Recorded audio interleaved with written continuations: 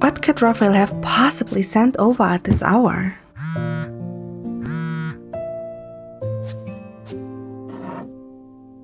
Did you get the gift? It's an exclusive perfume from that collaboration series we talked about. The one that's not available to the general public. Take it as a token of my gratitude for being my +1. I plop onto the bed and open the carefully wrapped gift box.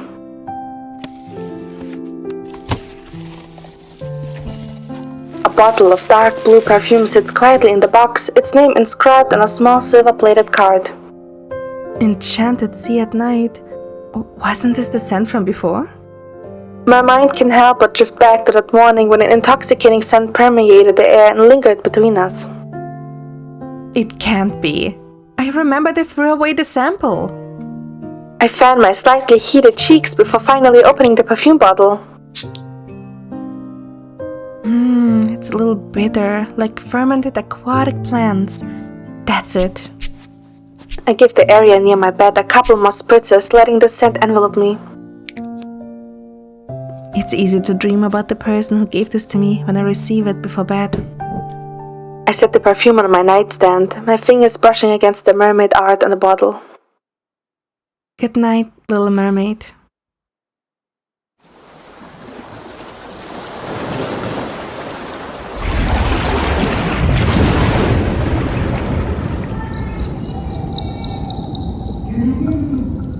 You're magnificent! I open my eyes and there's a tiny red fish perched on the tip of my nose. Seeing that I'm awake, it swishes its tail like a skirt being blown in the breeze. Your Magnificence! You're finally awake! We have another visitor! Quick, put on your cloak! You are, after all, the most formidable and fearsome witch of the deep sea. You need to maintain that sense of mystery. It quickly drops a black cloak on me, which covers my body from head to toe. Wait, Your Magnificence? Are you talking to me? Oh, Your Magnificence!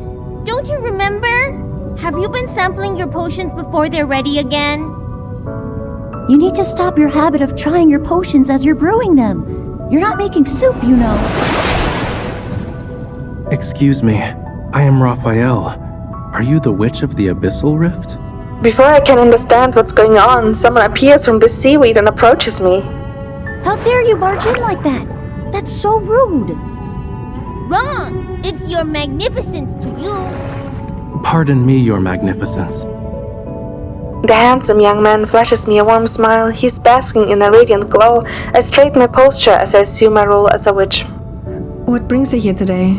Do you want something? I desire a magical potion that can transform me into a human. It is to fulfill a single wish. Oh, I know. You fell in love with a princess on the surface. Or perhaps a beautiful and kind-hearted maiden. How sad. How could you have fallen in love with a human? They only have 2 legs and don't have the beautiful fins. And once you betray the sea, you'll be hit with a dreadful curse.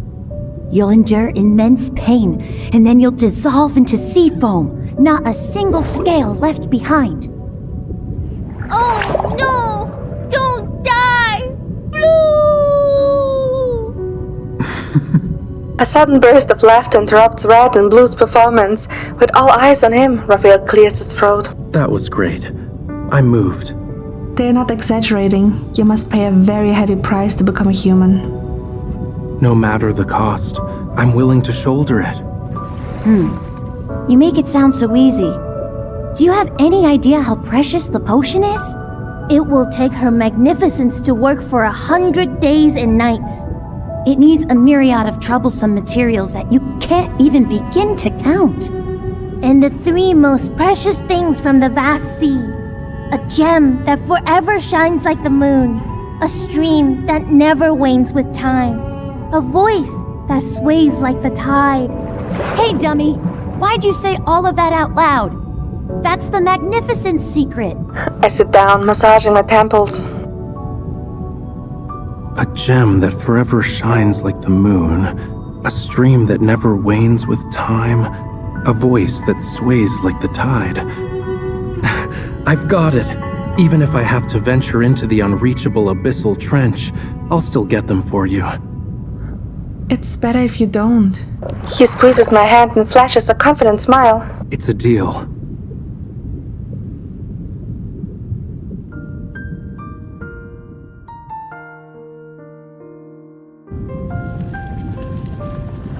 It's been 3 days already, and that Rafayel guy still hasn't come back.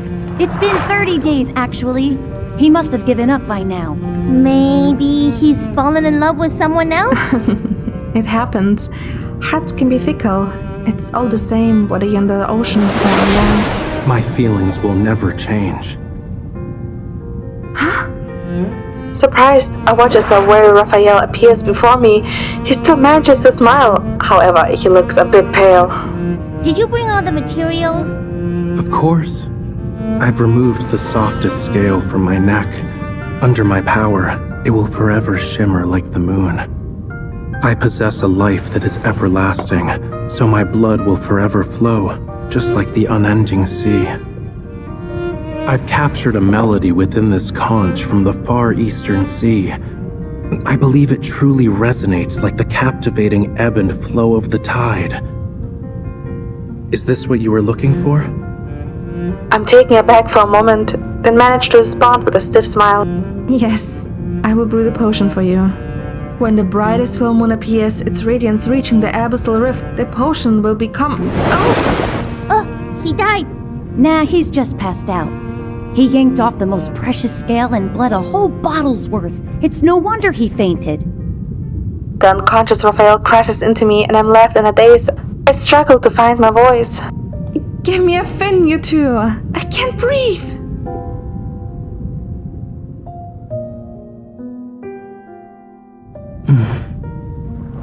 Oh, he's awake. Where am I? You're at the Magnificent's residence, of course. You nearly died. It took the Magnificent several potions to bring you back. Red, could you gather some pearl coral for me, please? Understood. Blue, come help me.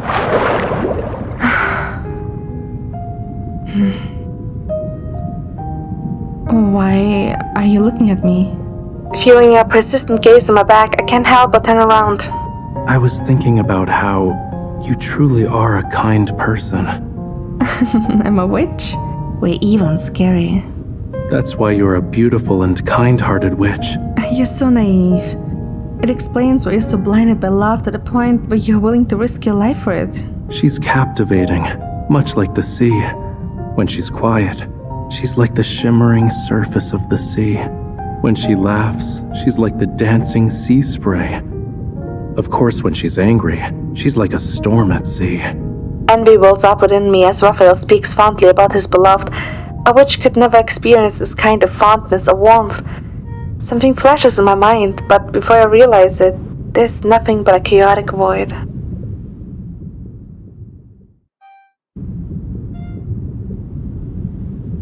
What's that sound? At night, as I watch the cauldron, I accidentally dozed off, then I'm awoken by a tune played on a flute. Are you awake? Why are you still here? Raphael has recovered, yet he stubbornly refuses to leave the abyssal rift. Even if he disappears for a few days, he returns soon after. I've noticed you've been sleeping next to the cauldron these past few days. I bet you haven't been getting much rest. I'll keep watch tonight. You can sleep. It's fine. I have to do it myself. Once its color changes... See the moment its color changes from moon gray to lotus blue, so you can add the blood of the mussel moon eel, right?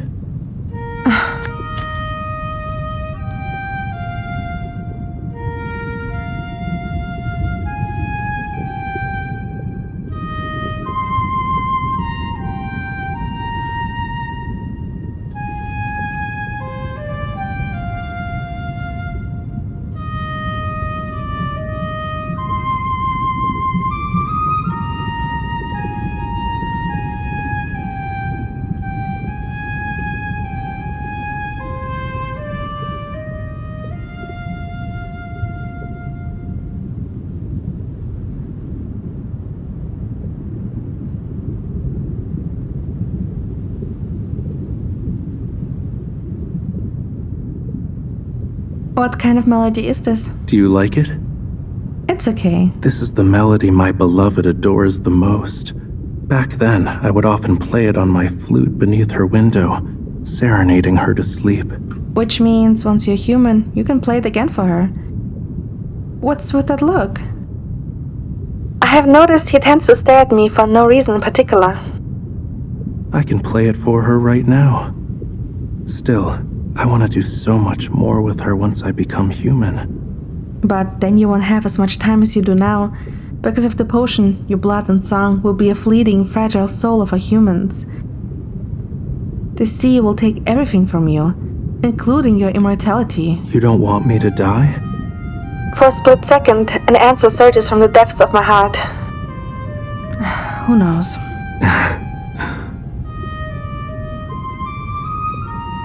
Either way, he won't give up his love for that girl. For reasons I can't understand, my heart becomes an overturned cauldron, the boiling heat slowly cooling in a corner, forgotten and solidifying into an unsightly stain.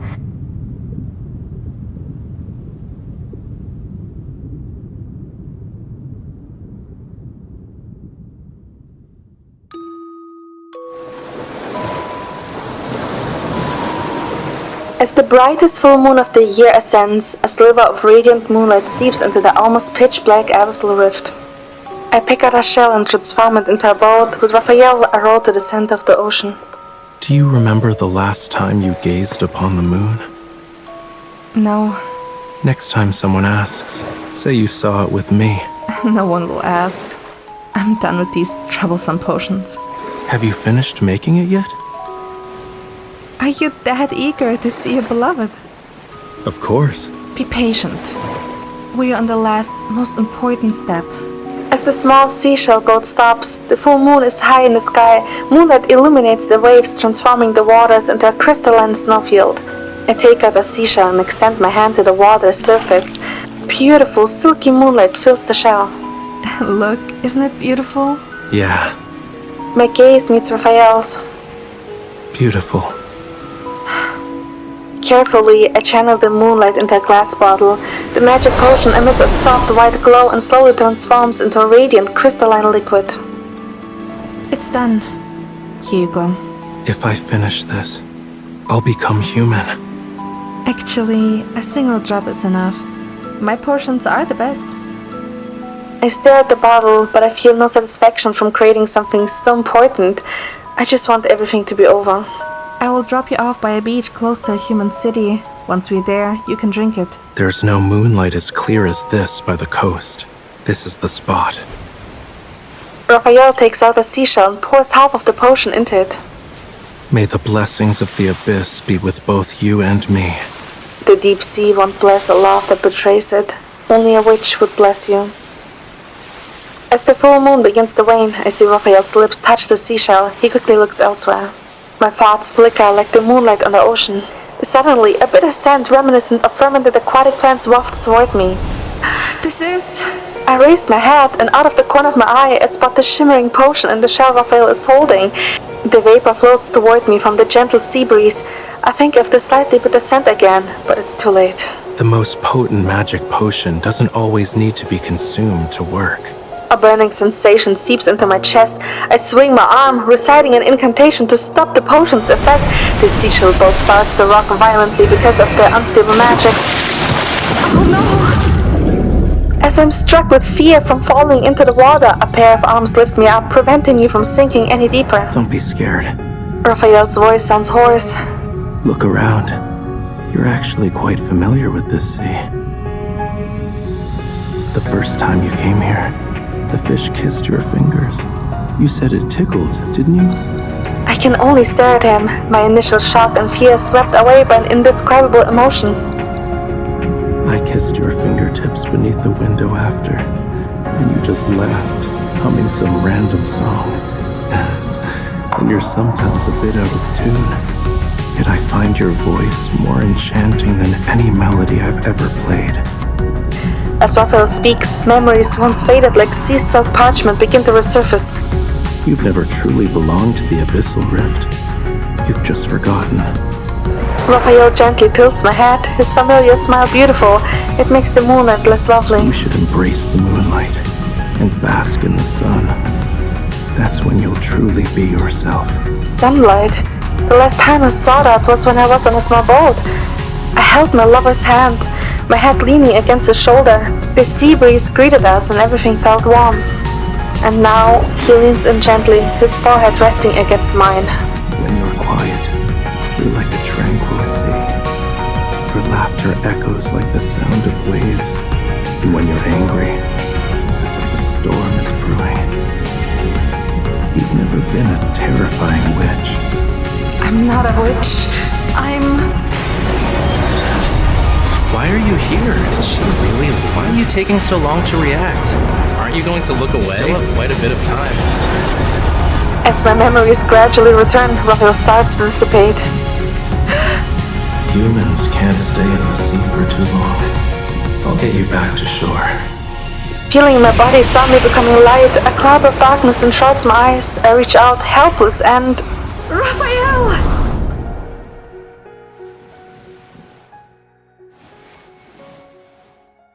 Ouch! That hurts. Wake up. Hey, wake up. I wake up and find Rafayel close to me. He grits his teeth and massages his arm before a worried expression appears on his face. What's gotten into you? You were screaming in your sleep and you almost dislocated my arm with how hard you gripped it. He moves his hand and I blink slowly in response. Was it just a dream? I couldn't reach you for more than a day. I finally found the spare key to your place and rushed over. Turns out you were sleeping. What did you dream about? Here, have some water first. You've been shouting so much your voice is hoarse. I stumble as I recount my dream. As I speak, I start to feel embarrassed. It was a crazy dream. Almost like a fairy tale. Rafayel? It's an interesting dream. I got too invested. Rafayel sets down the cup and reaches for the perfume on the nightstand. His fingers trace the mermaid design on the bottle. What did the me in your dreams give you? A precious scale, fresh blood, and, well... I remember Rafayel's voice fading to a hoarse whisper in my dream. For a moment, I'm not sure what to say. I don't know. My memory is a bit fuzzy. Rafayel sets the bottle down before gently brushing the back of his hand against my face. Perhaps you've been having these dreams because you haven't been resting enough lately. It's still early. Do you want to sleep some more? I look out the window, lights filter through the gap between the curtains. I'm reminded of the moonlight below the waves. After experiencing a nightmare, I don't feel like going back to sleep. Rafayel lies down next to my pillow, holding my hand against his cheek. Just to set your mind at ease. I won't turn into sea foam and disappear right in front of you. I pinch Rafayel's cheek and it feels like I'm finally regaining my sense of reality. Not bad. Can I pinch you like this more often? Got big dreams, huh? Rafayel grins. He rests his hand on mine and moves it near the pillow. Sleep. The familiar scent of aquatic plants lingers in my nostrils, gradually putting me at ease. I close my eyes and let waves of sleep take me into another abyss of dreams. Don't worry. That was surely just a dream.